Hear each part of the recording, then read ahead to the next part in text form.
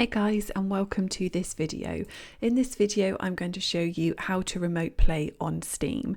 If you guys are new to Guide Infinity, if you could give us a like and a subscribe, that would be amazing.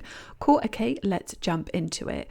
So as you can see, we are here on my desktop and I've got the Steam app open. Now the first thing you're going to want to do is come up to the top left hand corner and click on Steam up here. Next, what you're going to want to do is come down and click onto settings, and from here you're going to get a window like this. So all you want to do is, if you come to the left hand side and you should look a bit down the menu, you're going to see an option for remote play. So you just want to click on this, and the first thing you want to do is make sure that it's enabled. So all you want to do is click enable remote play. And then what I would recommend first of all is, if you come down and where it says enable advanced host options, give this a click to turn it on. And then there's a couple of things that you might want to change as well. So of course, play audio on host. So that depends on what kind of speakers you want the sound to be coming out from. Now, if you're using a high-end PC with quicker graphics and that, you can actually disable the hardware encoding.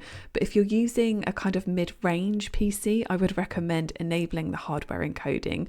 And that's just going to help improve the performance and make it all run a little bit smoother. And then you guys can just leave the rest. So to actually remote play, all you need to do is, if you log on to another PC and open up Steam, then you need to log on with this same account, and you should be able to go ahead and straight away play. You should be able to go ahead straight away and enable remote play. Now, if you're trying to do this through a phone, then what you're going to want to do is actually download an app called Steam Link. Once you've downloaded the Steam Link app, if you open up the app, it's going to give you a code. And what you then want to do is come onto here, and as you can see, we have an option which it says to pair Steam Link.